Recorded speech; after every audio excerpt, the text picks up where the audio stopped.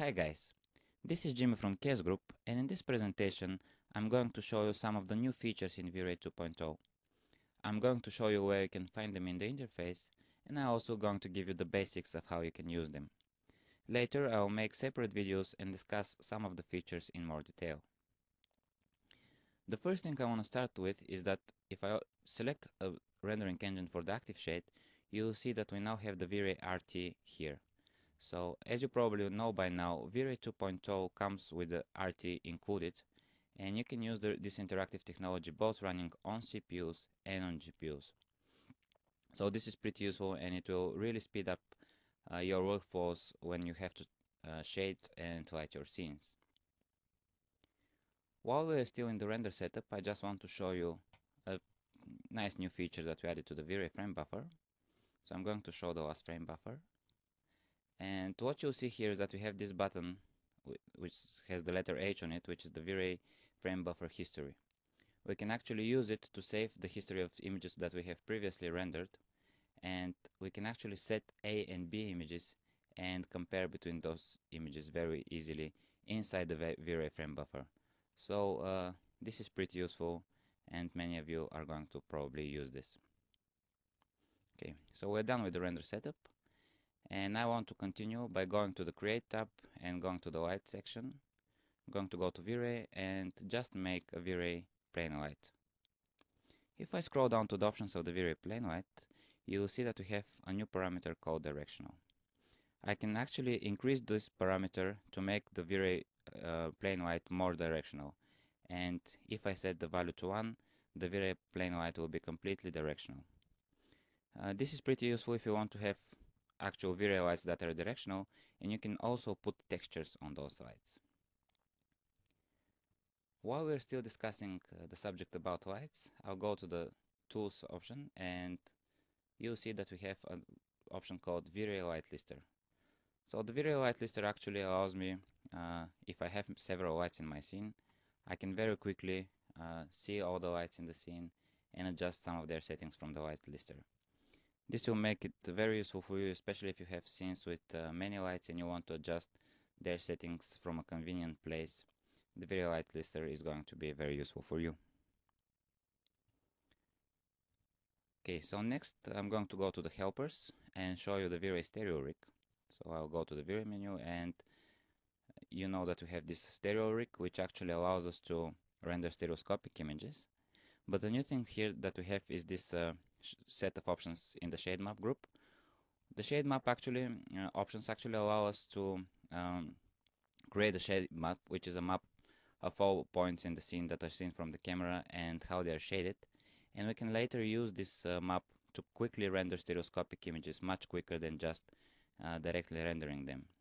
The shade map is also very useful if you want to render such effects as motion blur or depth of field, as this will speed up the rendering of those effects. And it will really be the effect will be really visible if you need to render animations, in which case the shade map will really speed up the rendering of the final images. Next on the list, I'll go to the Environment and Effects menu, and the first thing I want to show is here in the Environment tab. In the Exposure Control rollout, we have an option called vray Exposure Control. The vray Exposure Control actually allows us to apply the color corrections from a vray physical camera to a perspective view or orthographic view, or if for some reason you want to render through a max default camera, you can also apply the exposure corrections to the max default camera. This way I don't need to use necessarily through a vray physical camera. I can use any of the other possibilities and render with this with the correct exposure control. And this will be probably very useful for architects who want to render their exteriors from one of the orthographic views, and you want to still have the correct exposure. You don't need to worry about the intensity of the sun. Now you can just set the exposure by using these options here. While we are still in the Environment and Effects menu, I'm going to go to the Effects tab, and I'm going to click Add, and you will see that we now have an option called vray Lens Effects. So if I add this, I can actually create very nice boom and glare effects. And as you know, if you render an image where you have very bright objects with V-Ray, you may get some problems with the anti-aliasing. The reason for this is that bright objects like this actually create some boom and glare effects to smooth that out, and now you can use the V-Ray lens effects to actually create accurate boom and glare effects with your V-Ray renderings. Next we'll go to some of the render elements, and first of all I want to show you the V-Ray element called DR bucket. So if I add this render element, this will create another image in my rendering, and this will be very useful because it will actually show me by color which bucket was rendered by which render slave during DR rendering.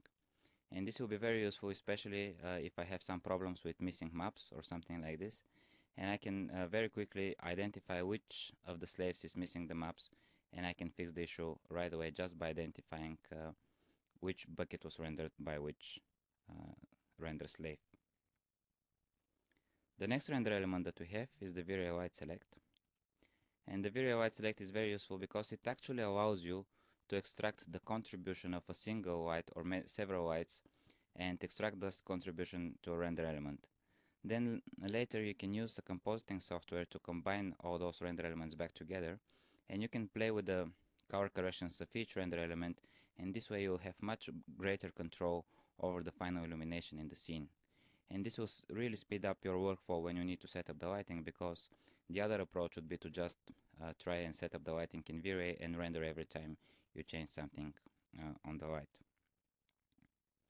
Finally, we'll go to the material editor and we'll see some of the new materials and textures that we have. I'm going to start with the textures, and the first one that I want to mention is the V-Ray multi-sub texture. The V-Ray multi-sub texture is very useful because it allows us to control certain parameters of any material or texture based on the IDs of the faces or of the objects that the material is applied to. And this way I can have one material applied to several objects, and I can just change, for example, its diffuse color based on the ID of the objects. You'll see it sounds pretty complicated, but you'll see in the video for the multi-sub texture that is very useful and very easy to use. The next texture that we have is the V-Ray distance texture. This texture actually allows us to measure the distance from a shaded point to an object or a set of objects that we specify in this list here. And this way I can assign a color based to the point based on its distance to this object. This is very similar to the dirt map, and there is one big difference, however. The dirt map requires some ray tracing in order to be created, and the V-Ray distance texture uses completely different approach. And another cool thing is that it is actually calculated before the rendering takes place. This makes it very useful if you want to use this texture, for example, for displacement or to control some of the parameters of a V-Ray fur, which wouldn't be possible with the V-Ray distance texture, with the V-Ray dirt map. The next thing I'm going to show you is a new option that we have in the V-Ray material. I'm just going to add a V-Ray material, and if I go down to the refraction part of the parameters, you'll see that we now have an option called dispersion. So as you know, dispersion is the effect that appears when a light passes through a refractive object, and then in the caustics you can see some interesting colors. This is because the different wavelengths are refracted differently, and you can actually see the parts of the white light in the caustics. And V-Ray actually now can simulate that effect, and you just enable the checkbox and you have the AB parameter, which allows you to actually control the spread of the dispersion effect. Again, you'll see this in another video, and it will get very clear. The next thing that we have is another shader, a new shader that we actually introduced, is the V-Ray car paint material. The V-Ray car paint material actually allows you to very quickly create realistic car paint shaders, and you don't have to use the blend material anymore. You have instead the V-Ray car paint material, which is again a layered material. You have 4 layers on top of each other, and you have base layer which has diffuse color, and then you have reflections. Then you have a layer for the flakes, for the small metallic flakes, and then on top of it you have the coat layer.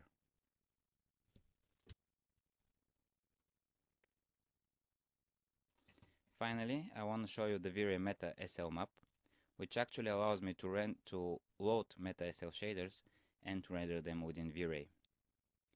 So these are some of the new features that we have in vray 2.0, and we're going to discuss some of them in much more detail in the following videos. I am Dimitar Krstev Jimmy, and I thank you for watching.